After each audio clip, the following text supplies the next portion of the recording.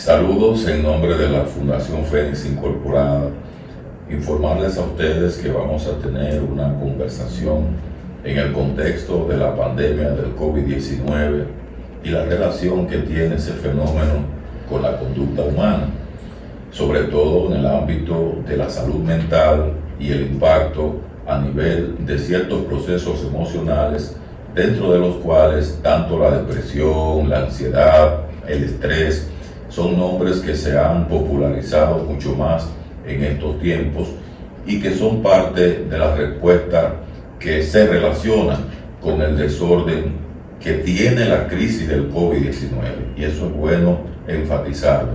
Una crisis es un proceso de desorden que emerge como resultado de una situación inesperada, que en este caso le vamos a llamar crisis circunstancial, y que tiene como aspectos fundamentales que la definen la aversividad, es decir, lo desagradable, la novedad, aquello que yo no conocía, la incontrolabilidad, que es esa sensación de que la crisis es tan grande que yo no sé cómo la voy a manejar, lo impredecible y lo incierto.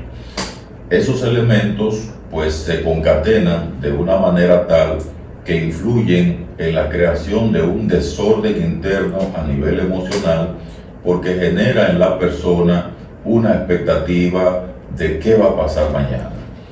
Y esa expectativa de qué va a pasar mañana es lo que más se corresponde con el fenómeno conocido como ansiedad. Es interesante saber la diferencia entre lo que es la ansiedad y el miedo. El miedo es una emoción y está claramente establecida de esa manera, que en este caso se activa de forma automática cuando está la presencia de alguna situación temida o alguna situación amenazante. La ansiedad, en cambio, tiene un componente que no tiene el miedo, al menos en la misma dimensión. Es el juicio de que va a pasar algo catastrófico en el mañana. A diferencia del miedo, que hay una amenaza real, la ansiedad se activa mucho más ante el juicio de que, independientemente de los datos que se tienen sobre la situación, hay la idea catastrófica de que algo terrible va a pasar mañana. Y evidentemente, como está ese detonante presente a nivel interno, uno de los errores que más comete la gente es creer que lo que genera la ansiedad es solo la situación.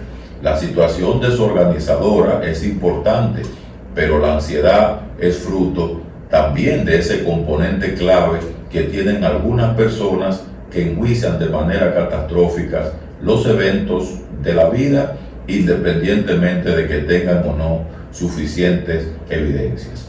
Lo importante para la Fundación Fénix cuando hablamos de ansiedad es a qué puede conllevar una persona que tenga este fenómeno interno ya como manifestación de rasgo o como manifestación situacional. Y aquí viene una diferencia interesante. Cuando hablamos de ansiedad de rasgo, nos estamos refiriendo que ya eso es parte de la personalidad de ese ser humano en particular.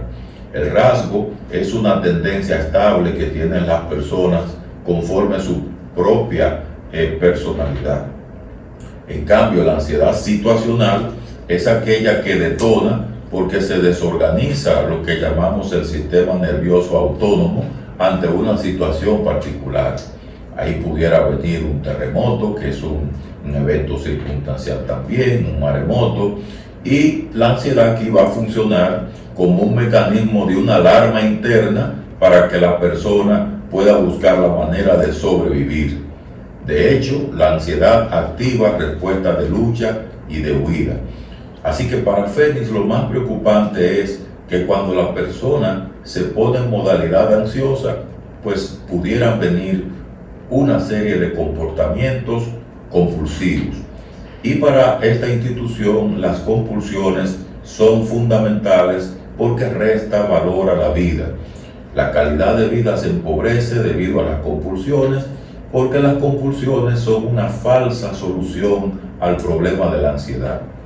Y son una falsa solución al problema de la ansiedad en la medida en que por compulsiones en sí mismas ya representan un riesgo para otras conductas que van a tener un impacto negativo en la calidad de vida de ese ser humano y puede ser también para los demás.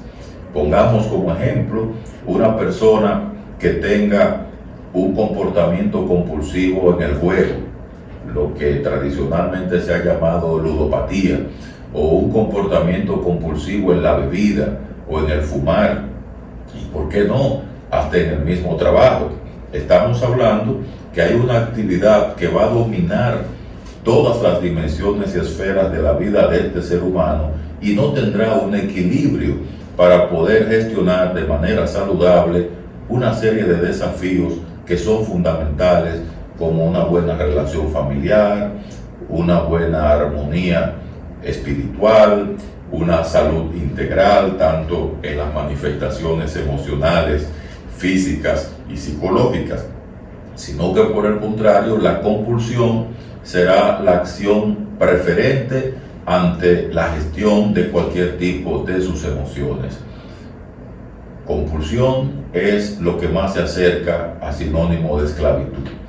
Por esa razón, en esta época de cuarentena, independientemente de que ya se esté produciendo una desescalada de la misma, una de las preocupaciones más grandes es que pueda quedar todo un patrón de conducta compulsivo establecido sobre la base del desorden emocional que se ha venido creando.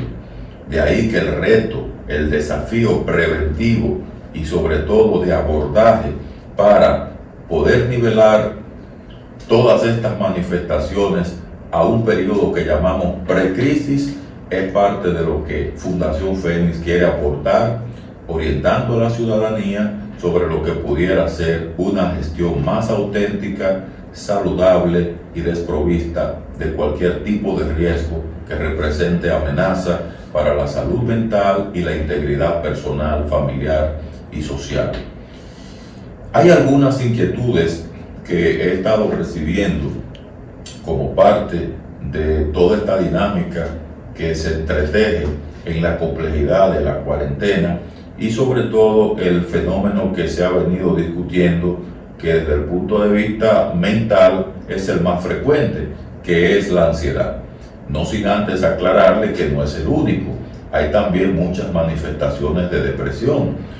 Dicen que la ansiedad es una emoción hacia el futuro y la depresión es una emoción orientada hacia el pasado, donde como resultado de no tener aquello que yo quise tener o de haber perdido algo que es valioso para mí, pues la depresión va más ligada a las pérdidas y la ansiedad va más ligada al sistema de hiperatención y alerta que tiene la persona ante la incertidumbre. Así que por eso vienen algunas preguntas y yo voy a proceder a responder algunas de ellas. Ya vimos que en el caso de la ansiedad pues queda muy clara la diferencia entre lo que es la ansiedad como componente de activación de un estado de hiperalerta ante una sensación de amenaza. Y alguien nos pregunta qué tipos de situaciones provocan la ansiedad. Pues miren, la ansiedad no la provocan las situaciones. La ansiedad es la activación que ocurre sobre la base no tan solo de la situación, sino de la capacidad de procesamiento mental que tiene la persona. Hay personas que procesan peligros y riesgos donde no lo hay. Figúrense ustedes, una persona que tiene ansiedad social verá como peligro cualquier persona que le preste atención a lo que él dice, porque la ansiedad social es aquella que emerge cuando usted se siente amenazado por la evaluación que puede hacer otro en relación a lo que usted hace. Así que ya eso no tiene que ver necesariamente con la situación, sino con esa interrelación que se da en la manera como yo defino y enjuicio la posibilidad de peligro que representa una situación para mí. En la ansiedad, de hecho, los psicólogos trabajamos más con la persona ansiosa que con la situación misma. Y no recomendamos que la persona huya de las situaciones. Al contrario, uno de los métodos más interesantes desde el punto de vista terapéutico se llama la exposición. que la persona paulatinamente se vaya acercando a esa situación temida para que desarrolle las herramientas necesarias y pueda dominarla, y de esa manera bajen los niveles de ansiedad. Imagínese usted una persona que teme hablar en público. ¿Qué pasará si le recomendamos a esa persona que huya a los públicos? Mientras más huye del público, más le va a temer, más ansioso se va a poner y no va a desarrollar la habilidad de enfrentar psicológicamente esa situación. No es hasta que la persona se expone, aunque sea poco a poco, al público, que dominará el enfrentamiento apropiado de esa situación. Así que es importante hablar de que también una pregunta que se hace con mucha frecuencia: ansiedad normal y ansiedad patológica. Lo que es normal es el miedo, porque el miedo es una emoción. La ansiedad va a tener niveles de manifestaciones patológicos. ¿Cuáles son esos niveles? Nivel leve, nivel moderado y nivel grave. De hecho, los trastornos de ansiedad son los trastornos más frecuentes. De hecho, la Organización Mundial de la Salud define tanto la ansiedad como la depresión como los trastornos comunes, porque se presentan ante un sinnúmero de situaciones. Lo que hay que regular en este caso es los niveles que se presenta cada manifestación. En el nivel leve a moderado, por lo regular, la gestión psicológica a nivel emocional, con recomendaciones en cuanto a la aplicación de técnicas de exposición gradual y un sinnúmero de procedimientos más, pudiera bastar o ser suficiente. Ya cuando la ansiedad pasa de moderada a grave, ahí entra la ayuda interdisciplinaria, donde no participa solo un psicólogo, sino también psiquiatras, porque hay casos donde la medicación es también importante. Así que es interesante dejar claro esto. La ansiedad no la podemos ver como el miedo. Lo normal es el miedo, la ansiedad no es normal, pero tiene niveles de manifestación. Y aquí viene también la respuesta a la próxima pregunta: ¿cuándo buscar ayuda profesional? Pues precisamente la ayuda profesional se busca cuando la frecuencia, la intensidad y la duración en la manifestación de la ansiedad está interrumpiendo lo que son las actividades cotidianas. De una manera u otra están impidiendo que yo disfrute de la vida, están inhibiéndome, estoy afectando lo que es mi convivencia familiar, laboral. Entonces todas estas manifestaciones en términos de impactos y secuelas nos dejan el compromiso de decir: no es suficiente porque los recursos que estoy utilizando no me están ayudando. De manera que voy a buscar ayuda profesional. Y Fundación Fénix Incorporada, que tiene toda una estructura creada para asistir en los casos de manifestaciones que vienen como secuelas de la ansiedad, influye favorablemente con sus profesionales para que se aprenda a gestionar este fenómeno y no se traduzca finalmente en conductas compulsivas. Veo que también hay un caso que se nos presenta, una persona que nos dice que desde siempre se preocupa demasiado por las cosas, sobre todo ahora con el COVID-19. Duermo muy poco porque pienso en qué pasará en el futuro con mi trabajo y la escuela de mis hijos. ¿Qué puedo hacer? Mire, esas son las manifestaciones típicas de la ansiedad. Recuerde lo que yo dije: la ansiedad es una emoción orientada hacia el futuro. Y mientras más uno piensa en lo incierto del futuro, lo negativo que puede ser y lo peor que me puede pasar, más se activan los niveles de ansiedad y voy a perder cada vez más el control, y ahí viene la tentación de apelar a algún tipo de conducta compulsiva para no tener la tentación o sentir esa sensación desagradable, porque la ansiedad se siente como algo muy desagradable a nivel interior. Ese es el presupuesto que la teoría dentro de la ciencia ha analizado como el condicionamiento, en este caso el condicionamiento negativo, Cuando una persona hace algo que no le conviene hacer para no sentir algo que le resulta desagradable.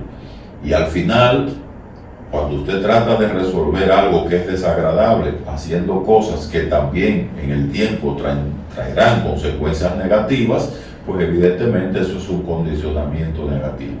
Otros apelan al condicionamiento positivo, que es hacer cosas para sentirse bien, eliminando la manera en que no se sienten tan bien. Así que evitar, huir, por ejemplo, cuando una persona huye de contactos que son saludables porque teme sentir la ansiedad, eso es lo que llamamos condicionamiento negativo. Y cuando una persona hace algo para aliviarse y sentirse bien y no sentir la ansiedad, eso es lo que llamamos el condicionamiento positivo. Ambos procedimientos, cuando se aplican para reducir la ansiedad, no son saludables porque pueden traer conductas compulsivas y otras formas de comportamientos dañinos.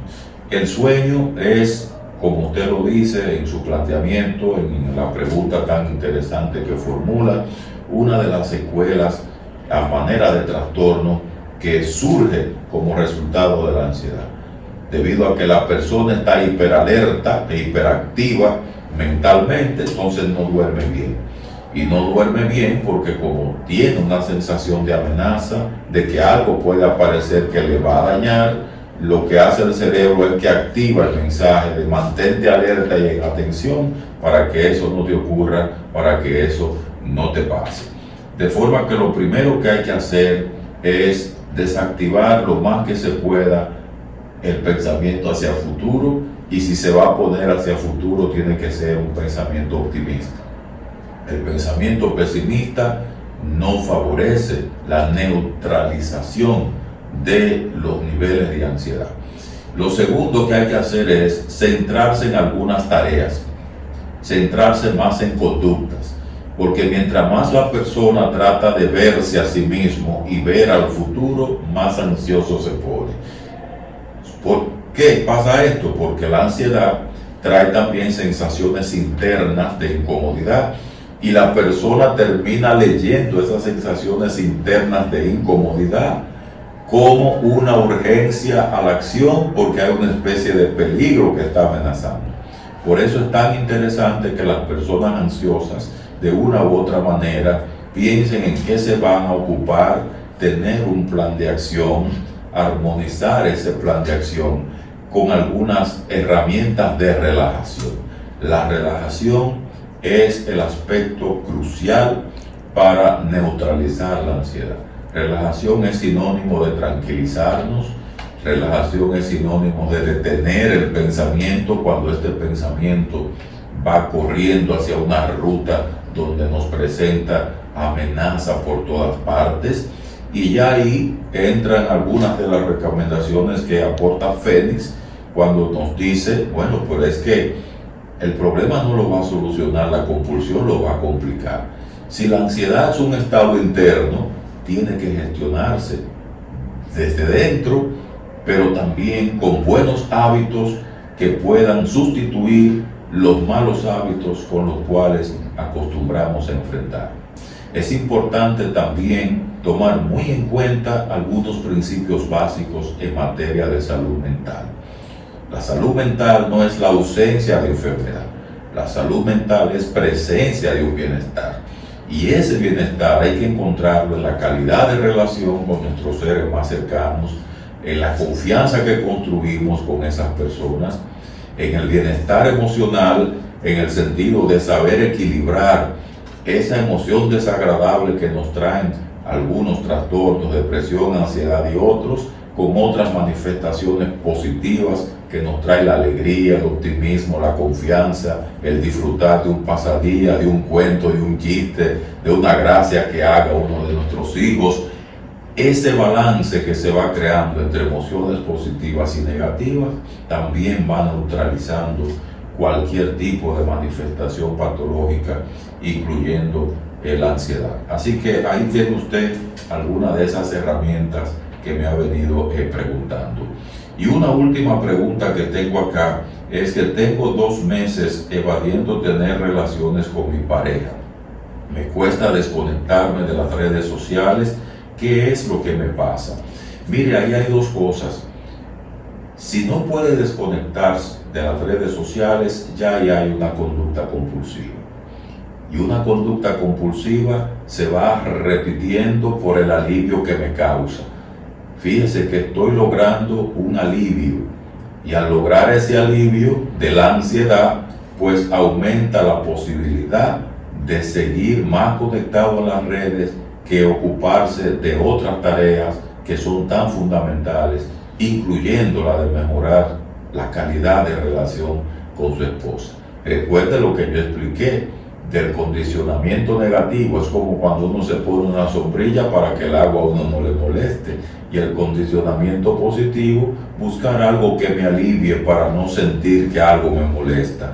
Parecería que aquí se ha encontrado el alivio en las redes sociales y ya se ha caído en esa trampa de asociar esa liberación del malestar que crea la ansiedad a través de este tipo de conducta, que va a aumentar cada vez más en frecuencia, dejando de lado el interés y la atención por un sinnúmero de comportamientos, de relaciones significativas, de prácticas saludables que también pueden ser alternativas a la ansiedad, sin necesidad de apelar a un comportamiento exagerado en el uso de las redes sociales.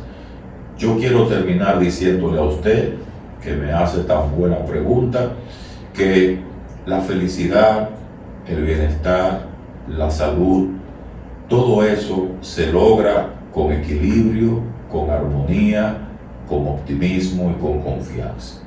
Nada de eso se logra huyendo, nada de eso se logra buscando placer en demasía. Ya la tradición budista nos decía que el problema aquí no es el caos, pero tampoco eso que llamamos rigidez, sino la moderación. Aprender a conseguir el bienestar sobre la base de poder navegar en eso que llamamos el mar del bienestar. Ese río de bienestar, si usted quiere un río y no quiere el mar. Llámese río, llámese mar, ese punto intermedio que garantice el equilibrio desde la moderación y la prudencia. Veremos que si no caemos en excesos en cuanto a gestionar nuestras emociones, afrontar los desafíos cotidianos de la vida, integrar a las personas que son significativas para nosotros, mejorar la calidad de los vínculos con esas personas, buscar la manera de ser autónomos sin perder naturalmente el sentido de pertenencia, y sobre todo desarrollar cada vez más sobre la base de las experiencias una serie de habilidades que nos permitan sentirnos cada vez más competentes para hacer frente a los retos de la vida.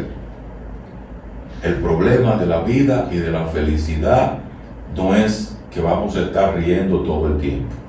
Habrá momentos de aburrimiento, habrá momentos de sonrisa, habrá momentos de dolor, y la verdadera salud mental se construye sobre la base de procesar todas estas experiencias de la forma más equilibrada posible. Así que en nombre de la Fundación Fénix Incorporada, muchas gracias por su atención.